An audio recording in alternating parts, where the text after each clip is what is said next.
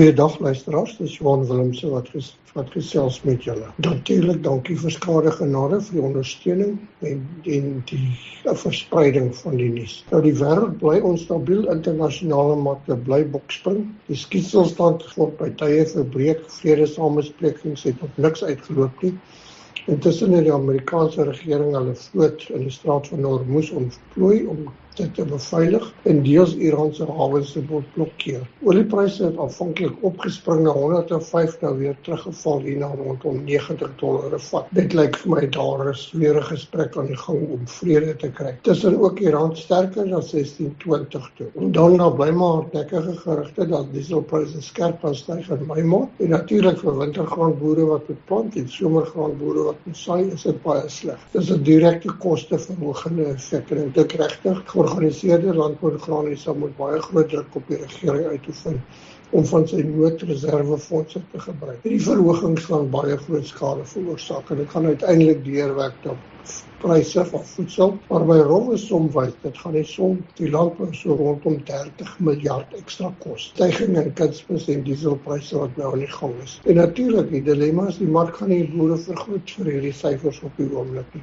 So dit kom uit 'n winste uit en uit kontant vloeit om die minste te sien. Ek gee vir julle hier 'n grafiek met wys die brandstofprys samestelling. Belangrik so met 1/3 van die prys van die brandstof is staatsbelasting. Dit is so wat 96 miljard rand wat hulle kry uit brandstofbelasting uit. En natuurlik dit werk met hierdie verhogings in die olieprys, wat so omtrent 30-40% is, werk nou alles direk teen. Maar is maar 'n druppel in die staat se totale inkomste van 2 triljoen. So dink 'n mens moet regtig baie groot druk op hulle uitoefen om hierdie brandstofbelasting tydelik te verlaag, om nie hierdie skok op die ekonomie te hê. Dan iets anders. Kunsmis is besig om skerp te styg, maar ek verstaan by boere dat kunsmismaatskappye wat voorraad in 'n storie het, wat hulle goedkoop ingekoop het, skielik nou terughou, hulle pryse sommer met 40% opgestoot het. En natuurlik ook, as jy met kundiges praat, hulle verwag die mark gaan kort bly aan kunsmis die volgende 3 na 4 maande. So as jy kan, probeer bestel, probeer dit fisies in die stoor kry. Dit lyk nie as ek met kundiges praat of die pryse van kunsmis gou gaan sak nie. So dis ook baie sleg, die feit dat kunsmismaatskappye hierdie praktyk volg, natuurlik nie almal nie. Is vir my sleg en ek dink ook baie keer is bang om hulle aan te vat, want hulle is natuurlik ondersteuners en te borge by kongresse en dies meer, maar dis oneties wat hulle doen om ou voorraad 30-40% duurder te maak. En ek dink regtig en om die goed in die store te hou. Ons moet dit aanvat en moet dit nie net so aanvaar nie. Dan in Amerika ook, hulle begin nou plant, baie groot reaksie daar ook. Die boere wat reeds kunsmis het, gaan natuurlik dit gebruik. Maar onthou ook dieselpryse is daar ook 40% duurder en hulle sukkel ook met kunsmis. So die verwagting is hulle gaan minder kunsmis aanwend. Die verwagting is hulle gaan minder plant, in die geval van mielies so 3 na 4 miljoen akker minder, en die plant of die produksie gaan skuif na sojas toe. En dit word natuurlik gedryf deur die vrag na biodiesel. Hiermee saam, die koringaanplantings is die laagste sedert die begin van die eeu. So dit is regtig dit sny terug. So wat hulle verwag met die universiteit verwag minder kunsmis, laer opbrengste. Daar is natuurlik ook boere wat swakker gronde uit produksie gaan haal. En dit kan 'n effek, ek dink die groot debat is op die oomblik, hoeveel minder kunsmis gaan gegee word en hoeveel gaan die opbrengste daal. Dit kan natuurlik eers teen Augustus, September, Oktober invloed op die mark hê, as ons wel sien dat die opbrengste heel wat minder is. En dan ook, die geswaai is na gewasse wat nie so baie stikstof gebruik nie. Terug na oliesade en veral sojabone, en daar was 'n redelike groot skuif na sojabone in die grond. En ek dink ons gaan in ons nuwe plantseisoen dieselfde verskywing sien. So dis nogal regtig 'n ongemaklike posisie waarin almal sit. Maar as jy weer gaan kyk, die groot debat is, of die 3 belangrikste goed is, nommer 1, hoe lank gaan die straat van Hormuz nog gesluit bly, hoe lank gaan dit vat voor olievloei normaliseer, en daarmee saam natuurlik die aanbod van kunsmis, onthou kunsmis en veral stikstof is 'n afval by die olieprodukte en natuurlik gas, en die aanbod daarvan is baie beperk. 'n Maatskappy wat ons nie baie van hoor nie is Lipstar Voedselgroep. Nou dit om julle 'n bietjie nader te bring, Lipstar besit die Lancewood suiwel besigheid en ook Denny Sampione, Robertson, krye en speserye om effens te noem. paar te noem.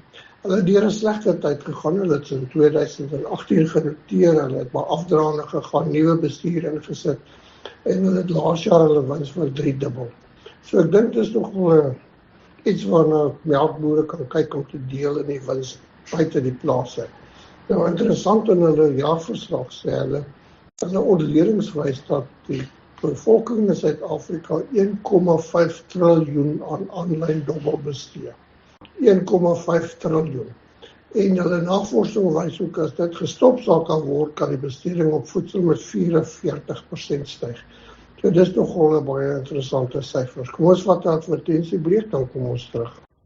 Skadegenade help boere, sakemense en individue om ingeligte finansiële besluite te neem rakende korttermynversekering.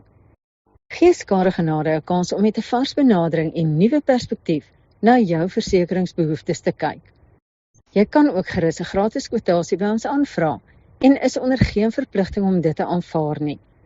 Dit mag dalk net die antwoord wees vir die besparing waarna jy soek om winsgewendheid te verhoog. Kontak Skadegenade by 083-630-8306 of besoek ons webwerf vir meer inligting. Skadegenade is 'n geregistreerde finansiële diensteverskaffer met lisensie-nommer 51779 en steeds die beter manier om jou risiko te bestuur.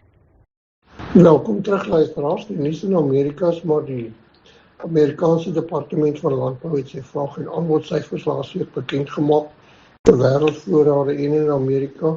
Hulle eindvoorrade van mielies en sojas het baie stabiel gehou, maar sleg koringvoorrade in Amerika en in die wêreld is 'n bietjie hoër.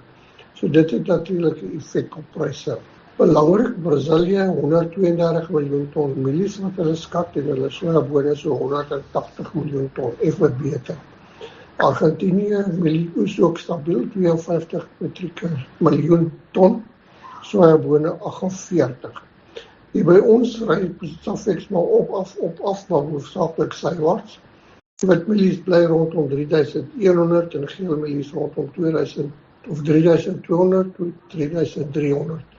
Maar baie op af wanneer reg nuwe rigting nie en daar is hier en daar landerye wat gestroop word. Soja stroopproses het begin, lewerings het begin en gewoonlik in die verlede het ons gesien. Sojas begin lewer in die silo's, dan val die pryse redelik skerp.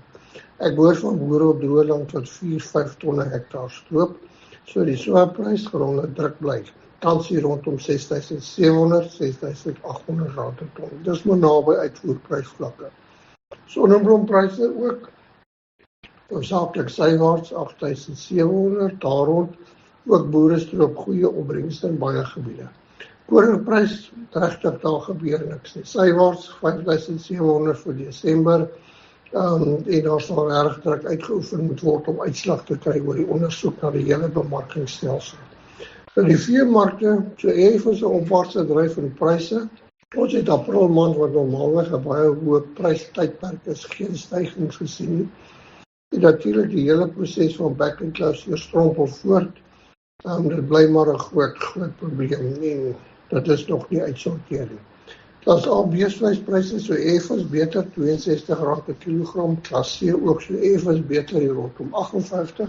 En speenkalfpryse ook so amper rond beter na R43 per kilogram. So daar is so 'n bietjie roering in die gang.